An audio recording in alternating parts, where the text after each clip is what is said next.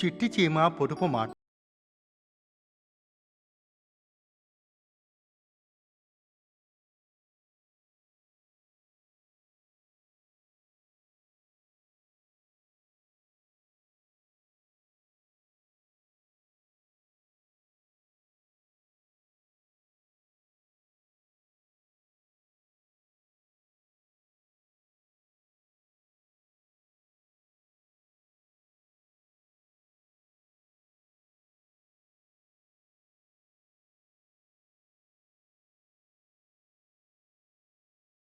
పొదుపు చేసుకోవచ్చు కదా నాలాగా.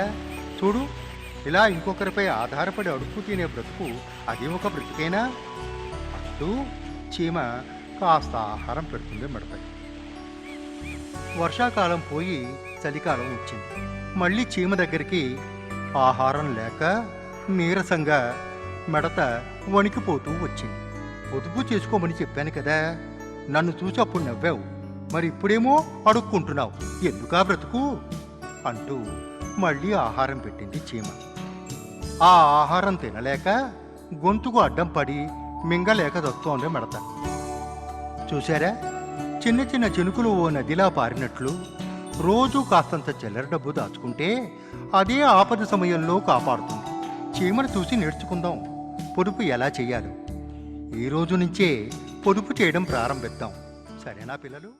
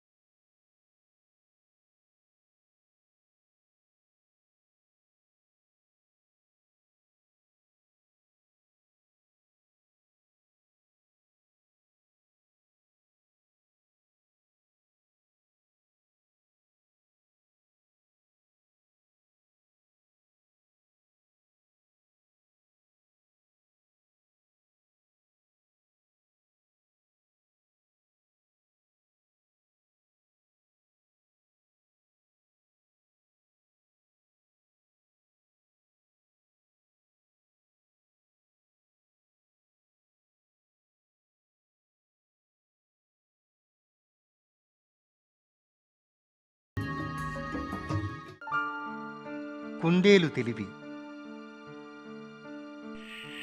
ఓ పెద్ద అడవి, అందులో అనేక రకాల జంతువులు హాయిగా జీవిస్తున్నాయి. కానీ రోజుకో జంతువు ఆ అడవికి రాజైన సింహం బారిన పడి ఆహారం అయిపోతున్నాయి. ఒకనాడు జంతువులన్నీ కూడబలుక్కుని కుటుంబానికి ఒక్కరిని రోజుకొక్కరిని పంపే ఏర్పాటు చేశాయి. అందుకు ఆ మృగరాజు సరే అన్నాడు.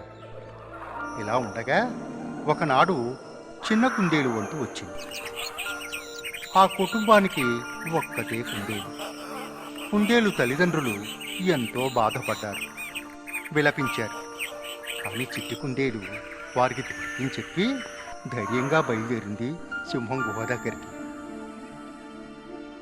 ఓ మృగరాజా, నేను కుందేలును వచ్చాను నీకు ఆహారంగా, బయటికి రా అంటూ పిలిచింది చిట్టి కుందేలు. అబ్బా, బాగా ఆకలిగా ఉంది. ఓ పంటికి చాలం, ఇంకెవరిని నా పంపకపోయారా అంటూ విసుక్కుంది సింహరాజు. ఈరోజు మా వంతు, అందుకే నేనే వచ్చాను. అది సరే కాని నన్ను తినే ముందు నాకు సందేహం ఉంది, తీరుస్తావా అందుకుంది. సందేహమా? తీర్చాలా? ఏమిటది చెప్పు త్వరగా అంది సింహం గర్జిస్తూ. ఈ అడవికి నువ్వే కదా రాజువు, మరి ఆ బావిలో దాక్కున్నవాడు నేను సింహరాజును అంటున్నాడేమిటి అంది కుందేలు అదోలా చూస్తూ. ఈ చిట్టడవికి మరో రాజా ఉండడానికి వీల్లేదు. ఉంటే వాడో నేనో తేలాలి. ఎక్కడ వాడు, ఎందు దాగున్నాడు, పద, తర్వాతే నీ సంగతి అంటూ ముందుకు నడిచింది సింహం. ఇదిగో ఇక్కడే ఈ బావిలో దాక్కున్నాడు చూడు అంది కుందేలు. బావి పైకెక్కి లోపలికి చూసింది సింహరాజు. పెద్దగా గాండ్రించింది. బావిలోని తన నీడే తనలా గాండ్రిస్తుందని తెలియక సింహరాజు కోపంతో మండిపోయింది. బావిలోకి దూకింది. అంతే, మళ్ళీ పైకి రాలేదు. అక్కడికి చేరిన జంతువులన్నీ కుందేలు తెలివితేటల్ని ప్రశంసలతో ముంచేశాయి. ఆ రోజుతో మృగరాజు పీడ అడవికి విరగడైందని సంతోషపడి కుందేలుని ఆనందంతో ఊరేగించాయి.